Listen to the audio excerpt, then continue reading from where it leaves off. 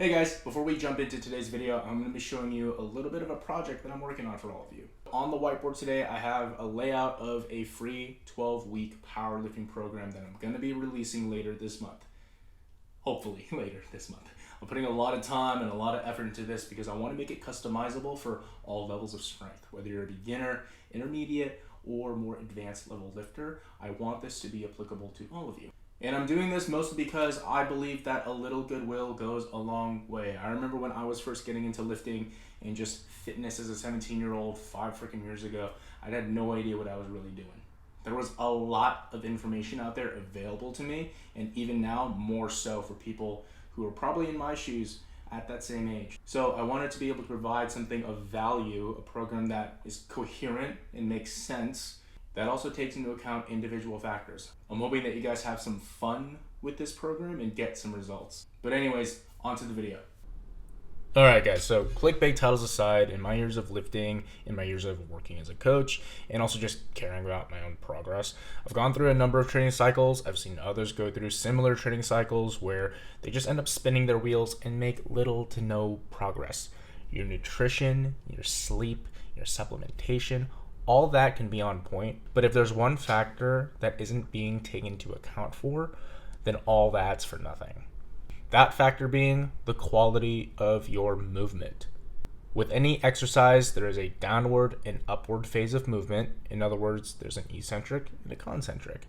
Which phase comes first depends on the exercise, but nonetheless, your reps should look smooth, you should be in control, and your center of mass, generally speaking, should be staying over your midline. For example, in the squat, this will be over your midfoot. Your musculature should stay tensed and rigid throughout the entire active range of motion, and even in the start and the end positions. Like I said before, you should be in control. If you're doing a pause squat, then you exhibit control on the way down in the hole. And in the hole, you're legitimately pausing for an entire freaking second. Exhibiting and exuding that control on the way up, you're staying in the path of most resistance where you'll utilize the most amount of muscle and most efficiently get that weight back up. I'm not quite sure why this is such a hard pill to swallow for some people, but the fact remains that in my experience, the quality of your results is directly influenced by the quality of your execution. I've seen so many make this mistake, blindly training with no plan or method, which is why I believe that before you start any new program, it is best to state the intentions first, because knowing when and what to push or pull back will be what sets you up for future success. Personally, I take the approach of a new program or training cycle with movement in mind first, choosing exercises that objectively limit load, that force you to practice good habits, and to shift your mindset a little bit towards understanding that the foundation of consistent and prolonged progress is ultimately dependent on that quality that we're talking about. It's the quality of how you do your reps, how you do your sets, of all types of exercise. It can be your main compound movements for the day or your isolation work. It's all the same. It all matters, especially so when it comes to adhering to your RPEs. Again, knowing when to push, knowing when to pull back, knowing when we're just there to do hard work and put your head down and get it done, or when we really are trying to gun for that PR. With that being said, I'm not telling you to train like a bitch. You should still train hard, but you need to understand the purpose of the training program you're currently in. If you're working with a lot of variations with a high technical ceiling, then you need to meet that ceiling and let go of that chase for the heaviest load possible unless it's appropriate and what the program calls for, because context is important too.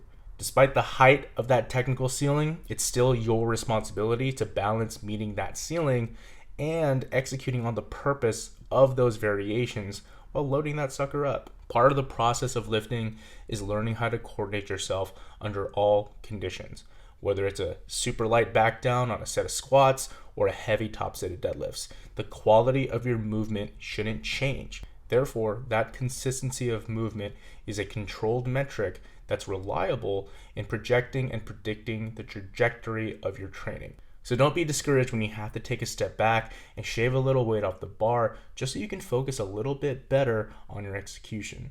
Because in due time, once you've literally gotten your reps in and under your belt, you can load it up, hit your RPEs, and still move with some grace.